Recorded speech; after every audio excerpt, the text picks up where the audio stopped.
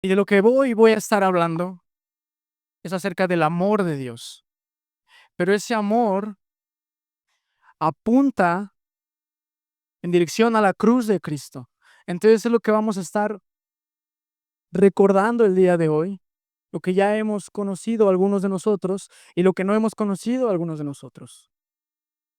Pero para empezar, en la Escritura se nos dicen tres cosas acerca de la esencia de quién es Dios, acerca de la esencia y del ser de Dios. Y una de las cosas que se nos dicen de Dios es que Dios es espíritu. Juan 4:24 dice, Dios es espíritu, y los que le adoran en espíritu y en verdad es necesario que le adoren. Y nota que ahí no dice que Dios es un espíritu, sino que Dios es espíritu. ¿Y qué quiere decir esto? Lo que quiere decir esto es que Dios no tiene un cuerpo visible, no tiene una sustancia tangible, de manera que Dios no está limitado en algún lugar en el espacio, ni en algún momento en el tiempo, ni en algún cuerpo confinado en la materia, sino que Dios está fuera de eso. Las leyes físicas del universo no lo rigen, no rigen a nuestro Dios, ya que si fuera así, Dios no sería omnipresente, por ejemplo, omnipotente, omnisciente, de manera que sí, Dios es espíritu. Y la siguiente cosa que se nos dice acerca del carácter de nuestro Dios es que Dios es luz. Primera de Juan 1:5. ¿Lo tienen ahí al lado? Primera de Juan 1:5 dice, este es el mensaje que hemos oído de él y os anunciamos, Dios es luz y no hay ningunas tinieblas en él. No hay ningunas tinieblas en él y Dios es luz. Y las tinieblas en gran parte de la escritura y en su contexto adecuado se refiere al pecado, a la maldad, a la muerte. Entonces en Dios, que es luz, que Dios es santo, justo, piadoso, puro, en Dios no hay ningunas tinieblas, no hay ningún pecado en Dios, no hay maldad en Dios, no hay muerte. Y cuando queremos decir que Dios es luz, es el conjunto de todos sus atributos o perfecciones. Y déjenme aclarar esto, porque voy a estar usando este término a lo largo del mensaje, y es que un atributo de Dios o una perfección de Dios, como ejemplo, es una característica del ser de Dios. Es quién es, una descripción del gran yo soy, ya que es imposible describir a nuestro Señor, pero podemos conocer cosas que Él nos ha revelado de Él. Un ejemplo es que Él es fiel, que Él es omnipotente, o sea, que todo lo puede, que Él es omnipresente, que en todo lugar está, que Él es omnisciente, que todo lo sabe y no hay nada oculto para nuestro Dios. Y la otra cosa que se nos habla acerca de la esencia de nuestro Dios, ahí en Juan capítulo 4, versículo 8, Juan capítulo 4, versículo 8 dice, el que no ama no ha conocido a Dios porque Dios es amor. Primera de Juan capítulo 4, versículo 16, más adelante, dice, y nosotros hemos conocido y creído en el amor de Dios que tiene para con nosotros. Dios es amor, y el que permanece en amor, permanece en Dios, y Dios en él. Así que Dios es amor.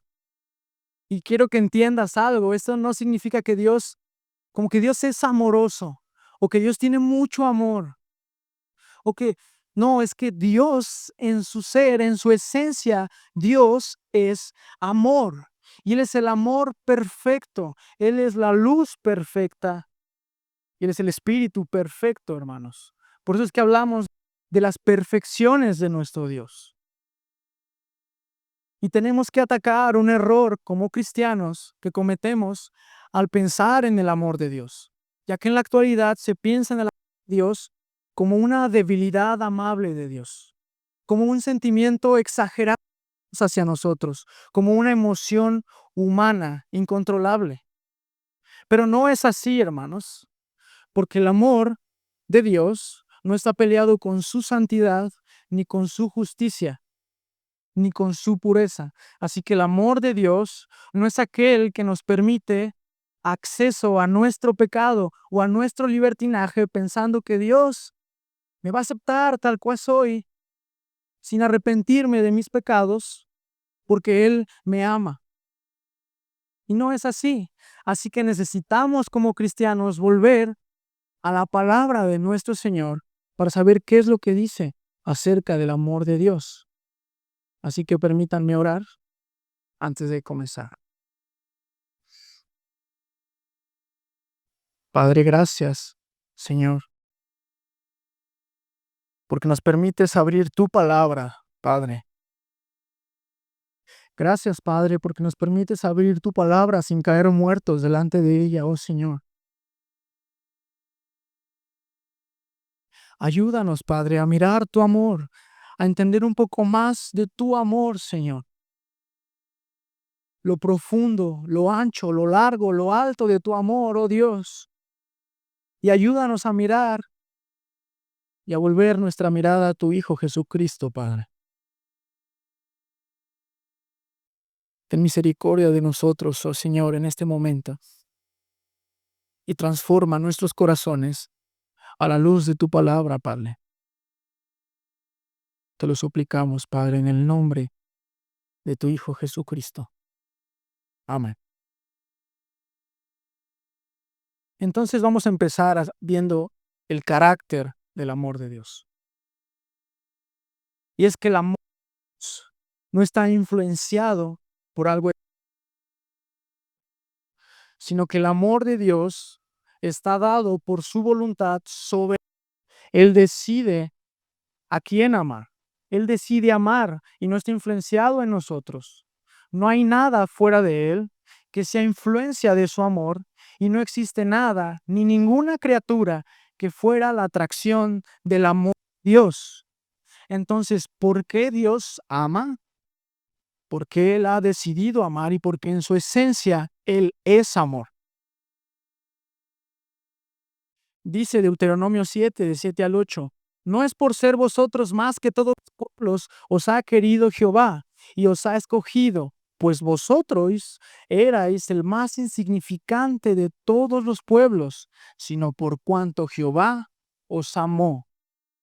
O sea, lo que está diciéndole aquí al pueblo de Israel es que no es porque tú fueras el mejor pueblo, no es porque tú fueras el más grande pueblo, no depende de ti el que yo te desde la eternidad y hasta la eternidad, sino que te amo porque yo te amo. Eso es lo que dice prácticamente. Y eso es algo que parece inentendible, pero es porque Dios decidió depositar su amor y su favor hacia el pueblo de Israel. Así que Dios amó al pueblo de Israel desde la eternidad, de manera que no hubo razón o acto que diera a Israel para tal amor, sino que Dios los amó según su propósito y la fuente de ese amor es Él mismo. Y esto es aplicable a nosotros. Primera de Juan 4:19. Dice, nosotros le amamos a Él porque Él nos amó primero. Lo que no dice es que nosotros le amamos y por consiguiente Él nos amó. No, Él nos amó primero y después nosotros le amamos. Y esa es la razón del por qué le amamos, porque Él nos amó a nosotros desde antes de la fundación del mundo y decidió depositar su amor y derramar su amor y su espíritu en nosotros. Dios no nos amó porque le amáramos, sino que nos amó antes de que existiera una sola partícula o gota de amor en nosotros hacia Él. Y yo creo que está muy claro por las Escrituras que el amor de Dios no está influenciado por el nuestro, ni por nadie más. Así que debemos preguntarnos y examinarnos y decir, ¿qué había en mí para atraer el corazón de Dios? ¿Qué había en mí para atraer el corazón y el amor de Dios? Absolutamente nada. No había nada que atrajera el corazón de Dios, sino que todo lo contrario, había todo lo suficiente para hacer que Él me odiara. Yo era merecedor de su ira y todos aquí lo éramos, ya que éramos pecadores, depravados y un cúmulo de corrupción. pero gracias a su amor es que nos ha salvado. Y podemos cantar, como dice aquel canto, ¿qué pudo haber en mí que te plació, oh Dios? ¿Qué pudo a mi Creador deleitar? Porque a ti, Padre, te quiero cantar, porque fue así como a ti te agradó. Entonces el amor de Dios no está influenciado por externos. La otra cosa acerca que debemos de conocer acerca del carácter de nuestro Dios es que el amor de Dios es eterno. Y la palabra de Dios dice que Dios es eterno, o sea que no tiene principio y no tiene final. Entonces, si Dios es eterno y Dios es amor, su amor es eterno, desde la eternidad hasta la eternidad. Y esto va más allá de nuestra comprensión humana. Nuestras débiles y frágiles mentes no alcanzan a entender esto. Así que solo nos queda inclinarnos y adorar delante de esta gran y preciosa verdad. Jeremías 31:3 dice, con amor eterno te he amado, por tanto te prolongué mi misericordia. Y es tan admirable saber que Dios amaba a Israel antes de que el cielo y la tierra fueran llamados a la existencia y que había puesto su corazón en ellos desde la eternidad. Es algo incomprensible para nuestra moral. Si Él me ama, yo amo, eso es lo que pensamos, ¿no? Porque qué difícil tiene amar a los que nos aman. No, lo complejo es amar a nuestros enemigos. Ahí se muestra nuestro verdadero amor, en amar a aquellos que nos lastiman, aquellos que nos agreden. Dice Efesios capítulo 1, según nos escogió en Él antes de la fundación del mundo, para que fuésemos santos y sin mancha delante de Él, en amor, habiéndonos predestinado. Dios nos amó antes de la fundación del mundo. Y no nos cansaremos de repetir eso, porque nuestra mente pecaminosa tiende a pensar y a inclinarse en que yo debo hacer algo y amar a Dios para que Él me demuestre su amor y su bendición. Pero no es así, eso es falso, sino que mi amor depende de su amor, porque Él me amó primero. Así que qué alabanza debería evocar esto en nosotros, sus hijos, dado de que desde la eternidad hasta la eternidad, de igual manera que es Dios, su amor es desde la eternidad y hasta la eternidad. Y otra cosa acerca del carácter de Dios, el carácter del amor de Dios, es que el amor de Dios es infinito. Y es que en realidad todo sobre Dios es infinito. Su esencia, su ser, es infinita. Y casi no se escucha este nombre hablar de Dios como el infinito. Y su esencia es infinita y Él llena toda la creación. Otra cosa que es infinita acerca de nuestro Dios es su sabiduría ilimitada, sabiendo el pasado, el presente, el futuro y todas las cosas, y no hay nada oculto para nuestro Dios. Dice Daniel, capítulo 2, versículo 21. Él muda los tiempos y las edades, quita reyes y pone reyes, da la sabiduría a los sabios y la ciencia a los entendidos. El que revela lo profundo y lo escondido, conoce lo que está en tinieblas y con él mora la luz. Él es el único ser que conoce todo. Y su poder también es infinito. Es ilimitado y no hay nada difícil para nuestro Dios. No hay nada que sea complejo para Él. Y por consiguiente también su amor es infinito. Y ninguna lengua puede expresar cuán infinito es el amor de Dios, ni ninguna mente humana lo puede comprender. Y es que escucha esto, hermano, vamos a estar hablando de cosas que vamos a pasar toda la eternidad con el Señor, contemplándolo, Y aún sin conocer la totalidad del amor de Dios y la totalidad del Evangelio y de lo que pasó en la cruz de Jesucristo. Así que no es de extrañarnos que muchas de estas cosas en nuestras mentes limitadas por el pecado no las vayamos a entender en su profundidad. Y escucha esto, Dios nos ama infinitamente más de lo que creemos. Infinitamente más de lo que creemos, y nosotros le amamos infinitamente menos de lo que creemos. Muchos de nosotros creemos tener mucho amor por Dios. Cuando las cosas están bien, yo alabo al Señor, yo voy a la iglesia, yo leo mi Biblia, yo oro a Dios. Pero cuando tu vida se encuentra en aprietos y necesitas elegir entre glorificar a Dios y amar a Dios o que tu nombre quede intacto, dime, ¿qué eliges, hermano? ¿Eliges amar a Dios sobre ti mismo, sobre tú quedar mal? ¿O eliges tu reputación, tu nombre y las cosas que tienes alrededor? Nosotros le amamos infinitamente menos de lo que creemos y Dios nos ama infinitamente más de lo que creemos. Y escucha esto en Efesios 3, 14, 18 y 19 también. Por esta causa, dice el apóstol Pablo, doblo mis rodillas ante el Padre de nuestro Señor Jesucristo. Versículo 18, para que seáis capaces de comprender con todos los santos cuál sea la anchura, la longitud, la profundidad y la altura, y de conocer el amor de Cristo, que excede a todo conocimiento, para que seáis llenos de toda la plenitud de Dios. Por esta causa, Pablo dobló sus rodillas para que no solamente la iglesia de Éfeso entendiera el amor de Dios, sino que todos los santos, tú y yo incluidos ahí en esa oración.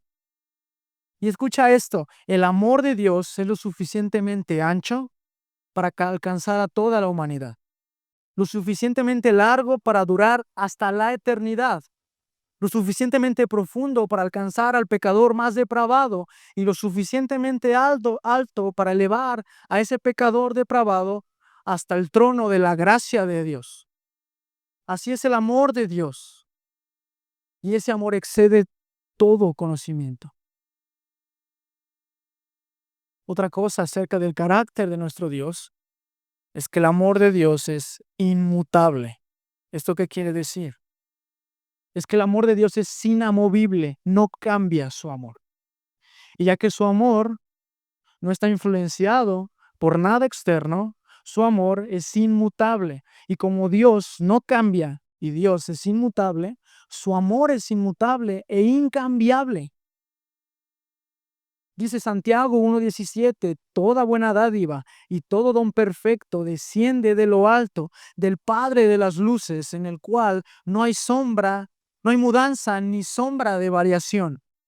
En Dios no hay mudanza ni sombra de variación, no hay cambio, ya que Él es perfecto. Y esto quiero que lo entiendas también. Dios no mejora, Dios no empeora, porque Él es perfecto. Él no necesita aprender nada. Él no necesita desaprender nada, ya que Él lo sabe todo.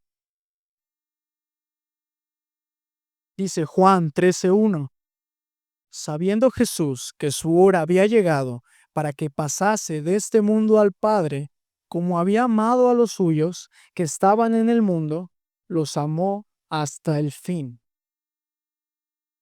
Jesús sabía lo que iba a pasar con sus apóstoles. Jesús conocía que iban a dudar de él. ¿Recuerdan Felipe preguntándole, muéstranos al Padre? Y Jesucristo, ¿y yo qué hago aquí? Los 10 apóstoles huyendo cuando lo crucificaron y escondiéndose en sus casas, temiendo por sus vidas. Jesús sabía que también lo negarían Pedro, Judas, negando su nombre 3 veces y lo traicionarían. Pero a pesar de que Cristo conocía eso, y a pesar de que Cristo conocía tu pecado y mi pecado desde la eternidad, Cristo los amó hasta el fin. Hasta su último respiro, Cristo no dejó de amar a sus discípulos y en consecuencia a nosotros, ya que el amor de Dios es influenciable no es influenciable y es inmutable. Cantar de los Cantares 7:8 dice: las muchas aguas no podrán apagar el amor, ni lo ahogarán los ríos. Así que su amor no tiene fin, no conoce límites. Ningún cambio puede cambiar su curso. Eternamente fluye sin cambio de una fuente que es eterna.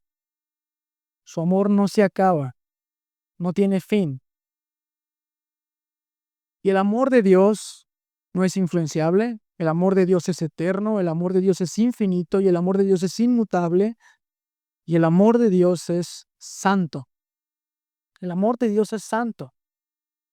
El amor de Dios no está fundamentado en el capricho o la pasión o sentimientos, sino en principios. Dice Romanos 5:21. Así también la gracia reine por la justicia para vida eterna mediante Jesucristo nuestro Señor. Así que de la misma manera, la gracia del Señor no está a expensas de sí misma, sino que está entrelazada con la justicia de Dios. De la misma forma, el amor no entra en conflicto y están unidos con la santidad. Primera de Juan 5:1 leímos, Primera de Juan 1:5, disculpen, leímos que Dios es luz y en Él no hay ningunas tinieblas. Y esto se menciona antes de que se mencione que Dios es amor. O sea que entender que Dios es amor se entiende bajo el contexto de que Dios es luz. Y recuerda esto que ya les dije. El amor de Dios no es una simple debilidad o una suavidad femenina, no. No, hermanos. No pensemos así de nuestro Dios. No creemos un Dios falso en nuestro corazón, con un amor falso que no proviene de Él. Hebreos 12:6 dice: el Señor al que disciplina,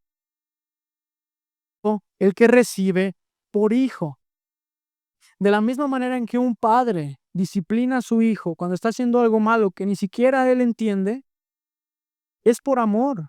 Y el amor, entiende esto, no alude primeramente al sentimiento. Muchas veces el amor o los actos de amor no se sienten padres, no se sienten bien.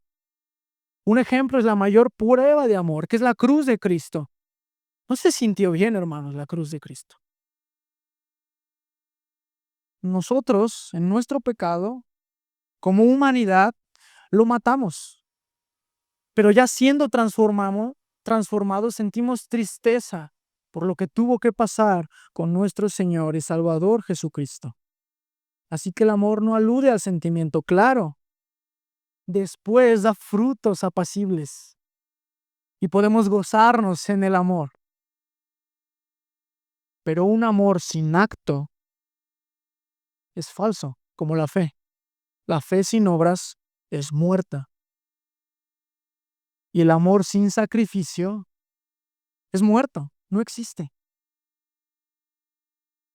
Así que Dios no ignora o deja pasar el pecado, incluso de su pueblo. Su amor es puro, sin ninguna mezcla de algún sentimiento exagerado de parte de Dios. Y por último, es que el amor de Dios es lleno de gracia. El amor de Dios y el favor de Dios son inseparables. Y el amor de Dios fue el poder impulsor para la encarnación de Cristo, para el plan redentor de nuestro Señor. El amor es el fundamento para que todo lo que sabemos, todo lo que conocemos, fuera hecho. Juan 3:16, porque de tal manera amó Dios al mundo que ha dado a su Hijo unigénito para que todo aquel que en Él cree no se pierda, mas tenga vida eterna. Juan 3:16. No dice que Dios nos salvó para que después Dios nos amara, sino que Dios de tal forma es que Dios nos amó. Con tal amor ancho, largo, alto y profundo Dios nos amó para que Cristo viniera y se encarnara y nos salvara y nos diera la vida eterna y permitirnos estar con Él. Cristo no murió para hacer que Dios nos amara, sino que murió porque nos amó desde la eternidad.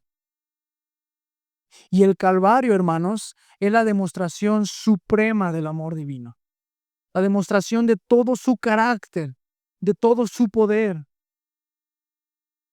Así que siempre que tengas, hermanos, siempre que tengamos la tentación de dudar del amor de Dios, vuelve al Calvario. Pon tus ojos en Jesucristo, en su cruz, en su resurrección. Vuelve a este acontecimiento y te darás cuenta que el amor de Dios no ha cambiado, que el amor de Dios es eterno, que el amor de Dios es infinito, que el amor de Dios es santo y que el amor de Dios está lleno de gracia. Y escucha, decimos este versículo, Juan 3:16, y para muchos de los hermanos es como que esto es para los verdes, para los cristianos que van entrando y si no te lo sabes, inclusive a veces, ¿no? Ponemos, si no te lo sabes, dudo que seas cristiano, dicen algunos. Pero no, esto no es para los cristianos nuevos nada más, no es algo que ya hayas comprendido, no lo es. Escucha, el amor de Dios expresado en el Calvario es la cima del cristianismo, la perfecta expresión de todos los atributos de Dios. Es el punto más alto, sublime, inescrutable, más insondable posible para poder entender el amor de Dios y quién es Dios. Hubo un castigo en la cruz porque Dios es justo y Dios es santo y necesitaba ser castigado el pecado. Pero a la vez, en la cruz se muestra la misericordia de Dios hacia ti y hacia mí, su sabiduría. Así que no puedes tener pensamiento más elevado, porque nadie puede llegar a la comprensión total del amor de Dios expresado en el Calvario. Así que estaremos de eternidad en eternidad, en eternidad, eternidad, con nuestro Señor y no comprenderemos la profundidad del amor de Dios. ¿Por qué no empezar ahora a comprender su amor? A dejar de jugar con tantas cosas y vamos a la cima del conocimiento del amor de Dios. Y entonces, ya que hemos conocido acerca del carácter del amor de Dios, ok, pero muéstrame, ¿cómo lo mostró? ¿Cómo mostró ese amor? Ya lo hemos dicho en la cruz de Cristo. Pero hay un problema en las escrituras que podemos encontrar. Vayamos a Éxodo, capítulo 34. Éxodo, capítulo 34.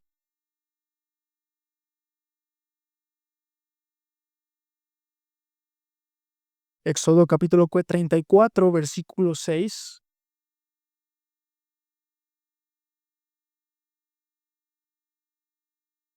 Dice la palabra de Dios, y pasando Jehová por delante de él, proclamó, Jehová, Jehová, fuerte, misericordioso y piadoso, tardo para la ira y grande en misericordia y verdad, que guarda misericordia a millares, que perdona la iniquidad, la rebelión y el pecado, y que de ningún modo tendrá por inocente al malvado. ¿Y notaste el problema aquí? Dice ahí, que guarda misericordia, versículo 7, a millares, que perdona la iniquidad, la rebelión y el pecado. Y usar estos tres términos para hablar de la maldad, en hebreo se usa como un énfasis de que Dios perdona todo pecado. Dios perdona todo pecado, no hay pecado que no pueda ser perdonado por la gracia y la misericordia de Dios. Pero escucha lo que dice después, y que de ningún modo tendrá por inocente al malvado.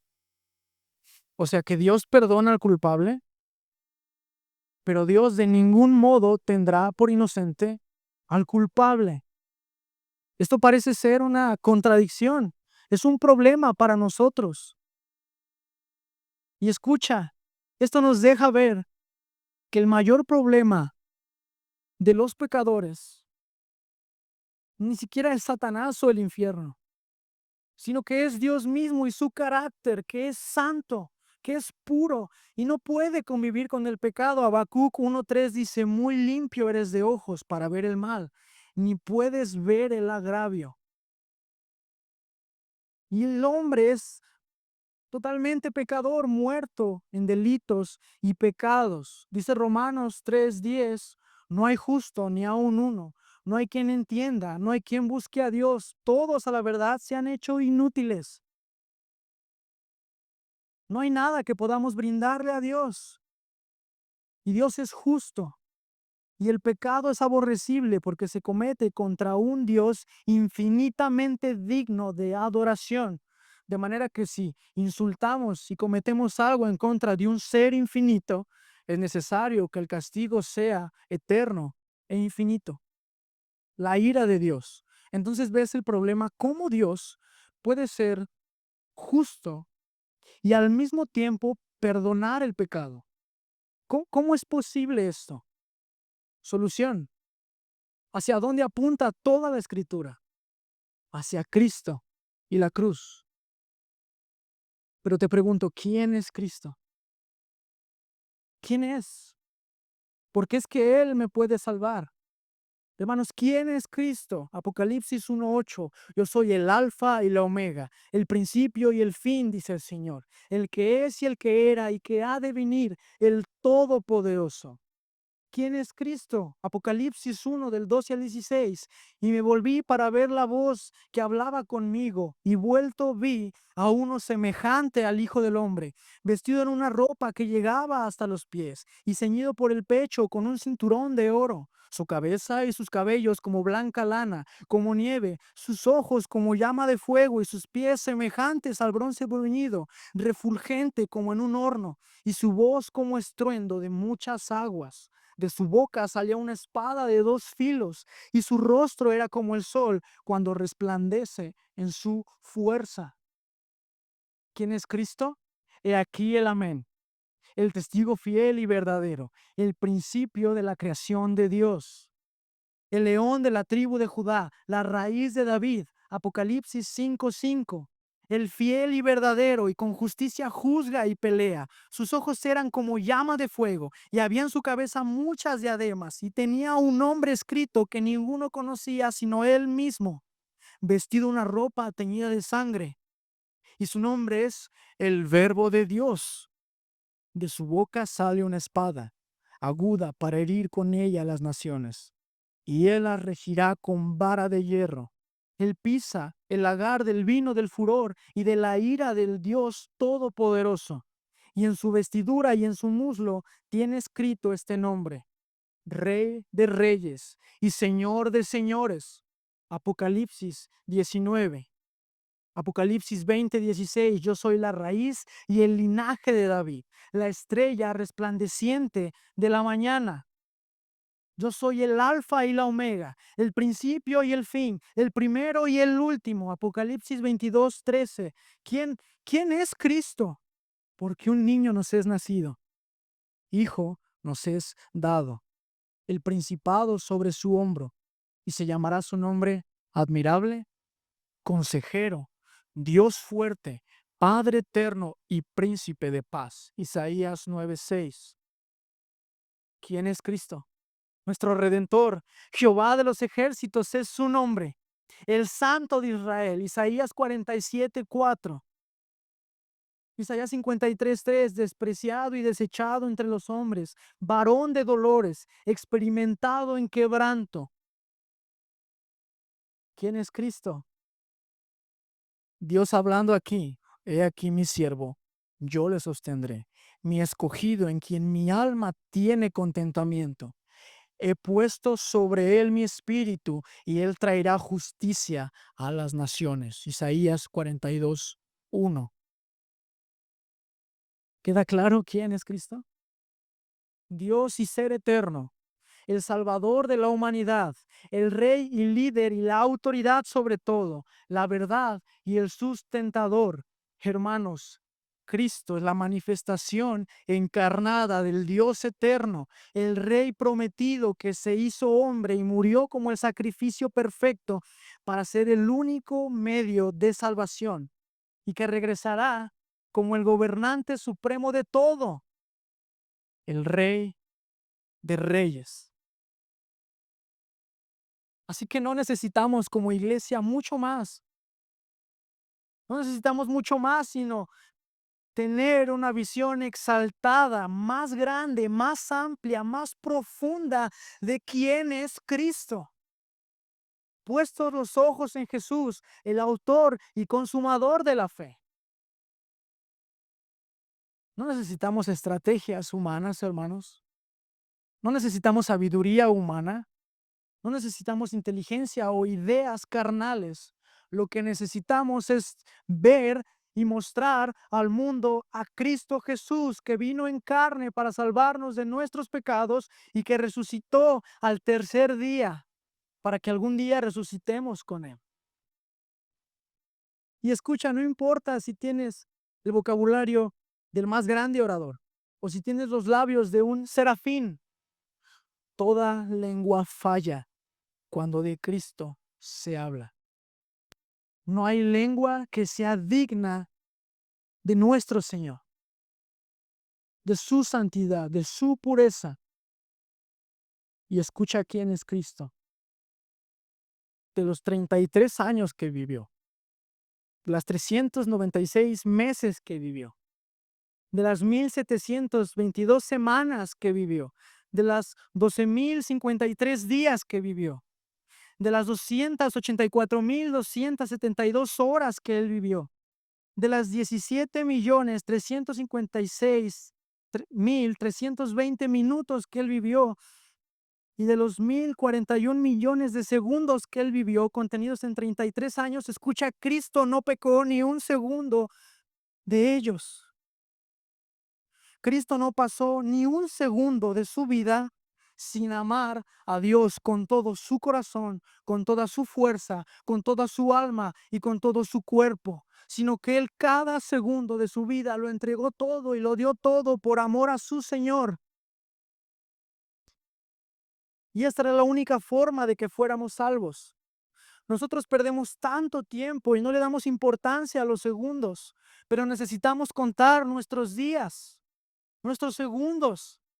Si un solo segundo existiera una sola gota de pecado en nuestro Señor Jesucristo, nada habría valido la pena.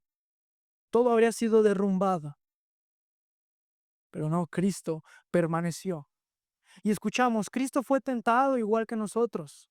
Pero escucha, al hombre más fuerte de nosotros cayó la tentación y se derrumbó. Pecó, no aguantó, pero Cristo, tentación tras tentación, tras tentación, tras tentación, y Cristo permaneció firme, firme, firme en el amor de Dios. Porque la fuente de todo es el amor de Dios, su esencia, su ser. Y entendiendo quién es Cristo, yo pregunto algo. ¿Qué es aquello que tuvo a este hombre, a nuestro Señor, sudando grandes gotas como de sangre en el Getsemaní?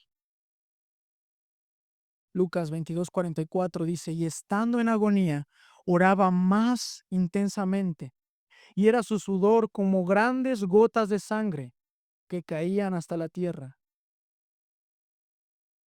¿Qué fue esto?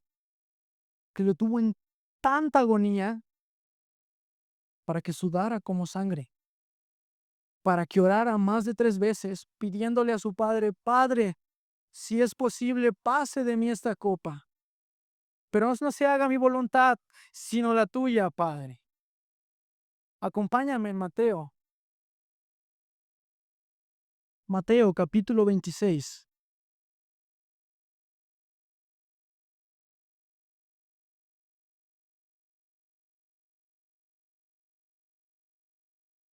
Mateo capítulo 26, versículo 38.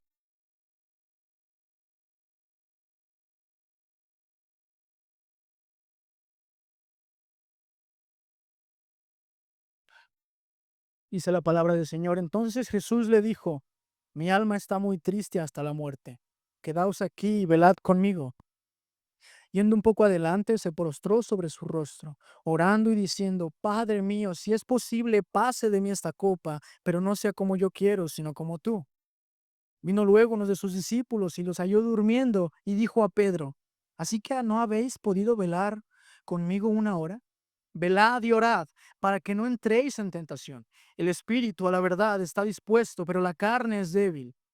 Otra vez fue y lloró por segunda vez, diciendo: Padre mío, si no puede pasar de mí esta copa sin que yo la beba, hágase tu voluntad.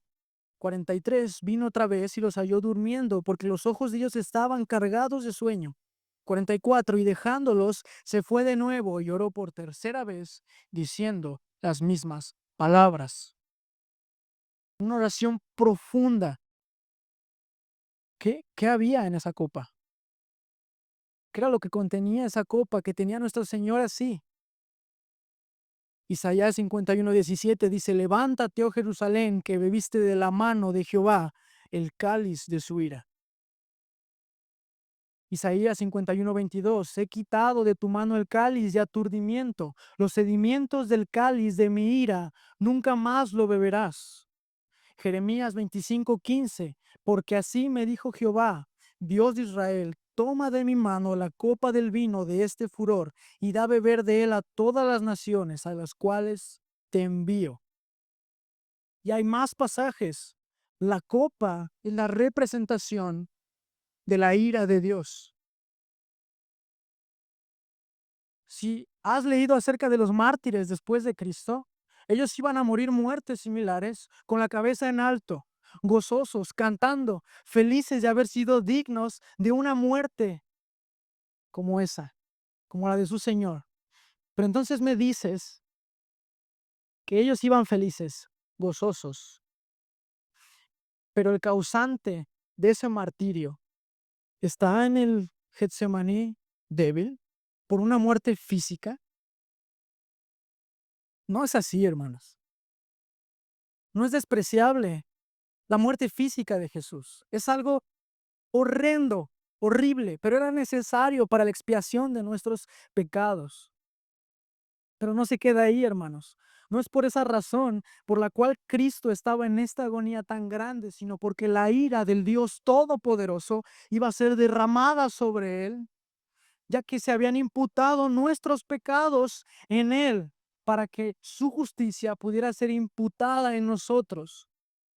De manera que en aquella cruz, Cristo fue tratado como el culpable de todo, como el culpable de cada uno de los pecados que tú y yo y toda la iglesia ha cometido a lo largo de toda la historia. A Cristo fue tratado por Dios como si fuera el culpable. Él pagó lo que merecíamos tú y yo, que es la ira de Dios, contenida en 3 horas. Y escucha, a Cristo, que había estado el Hijo desde la eternidad, en una comunión perfecta con su Padre, en santidad, viviendo una vida donde cada segundo de su vida lo pasó en santidad y en comunión perfecta con su Padre, llega la hora donde deben ser cargados los pecados en él. Y separado de esa comunión, a punto de ser aplastado por la ira de su Padre, porque era necesario así, para que nosotros pudiéramos ser tratados con la gracia hacia Cristo, como Cristo merecía ser tratado. En Deuteronomio 27:28, para entender un poco de esto, se habla acerca de 2 montes, el monte Gerizim y el monte Ebal. Y lo que Dios ordena a Moisés es: divide el pueblo y envía unos al monte Gerizim a gritar las bendiciones que hay por seguir mis mandamientos. Y estuvo el pueblo gritando bendición tras bendición en el monte Gerizim por seguir las leyes hermosas y deleitosas de nuestro Señor. Y envió otro grupo de israelitas al monte Ebal a gritar las maldiciones para aquellos que no siguieran las leyes de Dios. Y estaban gritando maldición tras maldición, tras maldición, tras maldición, para aquellos que no siguieran las leyes de Dios. Y creo que no es necesario aclarar en qué monte estamos tú y yo, o estábamos tú y yo. Si no hay ninguno justo, si no hay quien entienda, si todos se apartaron y se hicieron inútiles, todos merecíamos esa maldición tras maldición tras maldición. Y escucha, es solo una ilustración. Cuando Cristo en la cruz decía, Dios mío, ¿por qué me has abandonado? Sería como si el Señor dijera, el Señor, tu Dios, te maldice. El Señor envía sobre ti confusión y reproche hasta que seas destruido y perezcas rápidamente. El Señor te castiga con locura, ceguera, desconcierto de corazón y andarás a tientas a mediodía como un ciego anda a tientas en la oscuridad sin que nadie te salve. El Señor se deleita en ti para hacerte perecer y destruirte y serás arrancado de la tierra. Maldito serás en la ciudad y maldito serás en tu campo. Maldito serás al entrar y maldito al salir. El cielo que está sobre tu cabeza será de bronce y la tierra que está debajo de ti de hierro. Serás un horror, un proverbio y una burla para todos. Esto que viene aquí lo merecíamos tú y yo. Pero Cristo, por amor y por su eterno e infinito e inmutable amor, decidió encarnarse y decir a su Padre, cárgalo sobre mí, carga sobre mí sus pecados. Al que no conoció pecado, por nosotros lo hizo pecado, para que fuésemos hechos nosotros justicia de Dios en él.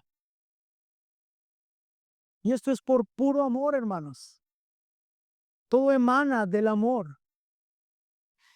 Y de esta manera es que se responde cómo es que Dios puede ser justo y a la vez perdonar al pecador.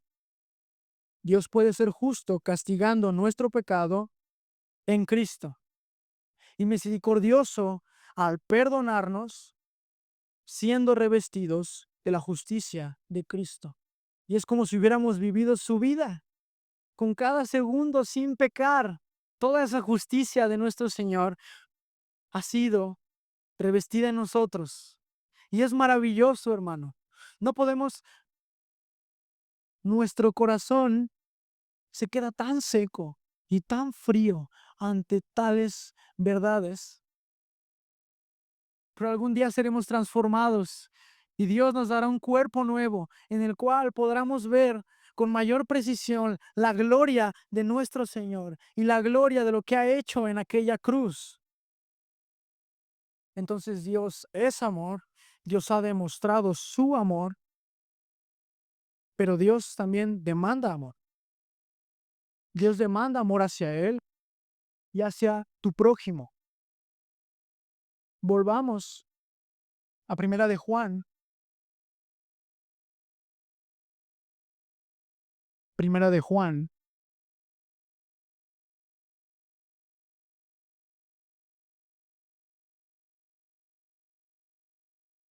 versículo, capítulo 3, versículo 10. Primera de Juan, capítulo 3, versículo 10. Dice, en esto se manifiestan los hijos de Dios y los hijos del diablo. Todo aquel que no hace justicia y que no ama a su hermano, no es de Dios. Escucha la diferencia entre los hijos de Dios y los hijos del diablo. Recuerdan Abel y Caín. Abel, el hijo de Dios, que trajo el cordero el mejor cordero que tenía, la mejor ofrenda en amor hacia Dios. Y su ofrenda fue agradable delante de Dios. Pero recuerdan a Caín, su hermano, que trajo una ofrenda de lo que encontró, sin amor, sin sacrificio hacia Dios. Y después de ver las obras justas de su hermano, se levantó en celo y lo mató. Y dice Juan, versículo 12 ahí mismo, versículo 11, perdón, porque este es el mensaje que habéis oído desde el principio, que nos amemos unos a otros, como Caín, que era del maligno, no como Caín, que era del maligno, y mató a su hermano. ¿Y por qué causa le mató? Porque sus obras eran malas y las de su hermano justas. Abel, el hijo de Dios, y Caín, el hijo del diablo, era del maligno. Otro ejemplo nos lo pone Jesucristo en Mateo 23, declarando a los fariseos hipócritas. Ay de ustedes, escribas y fariseos hipócritas, porque cierran el cielo para los que quieren entrar, y ni siquiera ustedes entran, porque ponen cargas pesadas en sus hermanos, cuando ustedes ni con un dedo quieren moverlas. Ay de ustedes, fariseos y escribas hipócritas, porque no aman a sus hermanos. Y los compara con Abel y Caín, los compara con los profetas y aquellos que mataron a los profetas. Y la razón es porque la obra de Caín y la obra de los profetas fue justa. Y todo esto por el amor de Dios que depositó en ellos. Así que examinémonos, hermanos. Si me amáis, guardad mis mandamientos. Si tú has conocido a Dios, es imposible que no haya amor en tu corazón hacia Dios y hacia la iglesia, ya que la iglesia es el cuerpo de Cristo. Entonces, ¿cómo vas a amar a Cristo y no a su cuerpo? ¿Cómo vas a amar a Cristo y no a su esposa? No hay congruencia en eso. Si tú has conocido que Dios es amor, tú muestras ese amor que ha sido derramado en tu corazón. Así que, hermanos, primera de Juan, capítulo 4, versículo 7.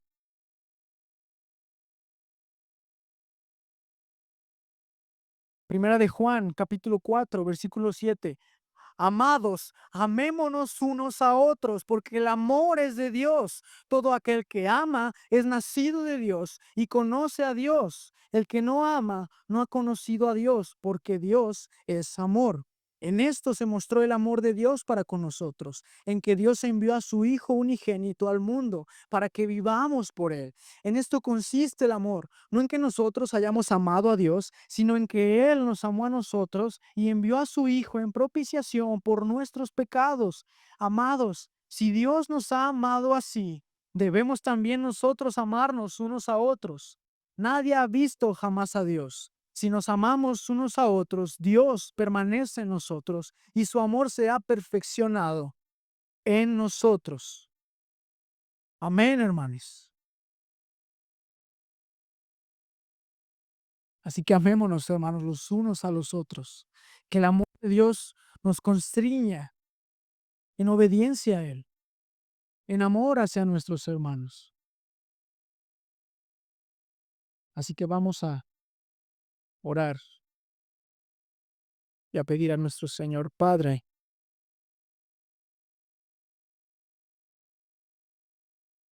Cuán insondable, oh Dios, es tu amor. Nuestra cabeza no es capaz de comprender tu amor, Señor. Gracias, Padre, porque nos has mostrado una pequeña gota de qué es tu amor, de tu amor. Gracias, porque nos permite saber que tú eres amor, Padre. Gracias, porque nos has mostrado tu amor a través de la cruz de tu Hijo Jesucristo. Ayúdanos, Padre, como iglesia, a aferrarnos a ese amor, a no olvidar tu amor y ser esa iglesia con una marca irrefutable de amor. Ayúdanos, Padre, a amarte, amarnos los unos a los otros, un amor sacrificial, entregado totalmente por amor de tu nombre. Santifícanos, Señor, como iglesia berea, santifícanos, oh Dios. Vivifícanos, Padre. Gracias, Padre, por permitirnos abrir tu palabra, Señor, y ver tu gloria a través de la faz de tu Hijo Jesucristo.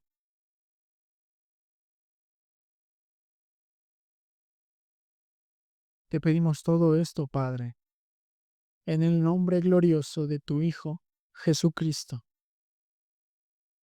Amén.